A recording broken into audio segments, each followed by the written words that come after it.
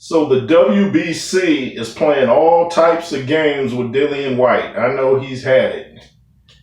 He was supposed to fight Tyson Fury. It was supposed to be mandatory. That's why he pulled out of the Otto Wallin fight that everybody, most people think he pulled out of that because he didn't want to risk losing, trying to save his fight with Fury. And even Otto Wallin wanted the doctor to check him out to make sure it was a legitimate shoulder injury. But nevertheless, even if it was legitimate or if he wasn't, why is the WBC doing him like that? The WBC used to be the most prestigious belt out of all of them. It was 3 belts back in the day. It was the IBF, WBA, and WBC. WBO was just coming along in the 90s. It wasn't really considered a main belt. But, I believe Tommy Morrison held that belt for a while.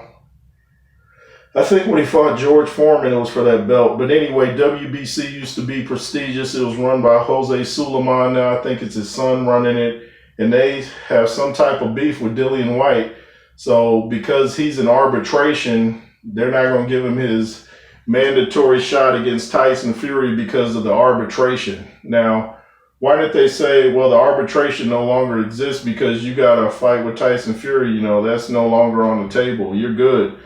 But instead, it's like they're looking to take little jabs at him. And I just don't think that's cool. I mean, fighters going into the ring, risking their lives to entertain people. They work hard. Boxing is the pain business. You feel pain when training. You're punishing your body. You feel pain in sparring. You feel pain when you get in the ring. You feel pain afterwards, depending on the fight. And you should be treated fairly. You can never get paid enough to be a professional fighter, especially a boxer. And for the WBC to play games like that, not cool. I just don't understand why they would play games like that. I don't know what's going on behind the scenes, but something has to be done about this. If I was Dillian Whyte, I'd take them dudes to court. And I would still try to get a fight with Tyson Fury, because they can't just hold people's careers up like that. They're playing games, And I'm sure they're going to make Deontay Wilder again the #1 guy to fight for Fury.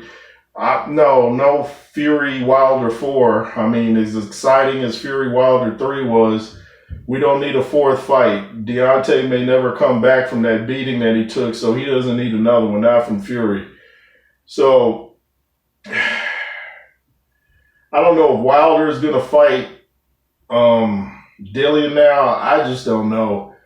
Do Dillian Whyte right, bars. Do Dillian Whyte right, WBC. And then we got find out Charles Martin's fighting Luis Ortiz 2 months from now. I think they're both lefties, so I'll give my breakdown of that later on. But it's just a shame all the stuff you see happening in boxing. It happens all the time. Minute boxing picks up some steam, the Canelo fight with Caleb Plant, the Fury Wilder, and then Dillian Whyte. It starts to topple off, and then it'll probably be something else, and then wow. Oh yeah, and Canelo's moving up to cruiserweight for a fight. Man, keep your head up, Dillian. There was all kind of games being played with Lennox Lewis, too, when he was boxing. He had to take Hasim Rahman in the court, had to do all types of stuff to get Evander in the ring, to get Mike Tyson in the ring. Like I said, Mike Tyson paid him $4 million not to fight. So this is what Lennox Lewis used to call the politics of boxing. Now you're witnessing it firsthand. So boxing is a true grit sport inside and outside of the ring. And, yeah, that's just what it is. Anyway, this is N.W.J. Make sure to subscribe, comment, and be fearless.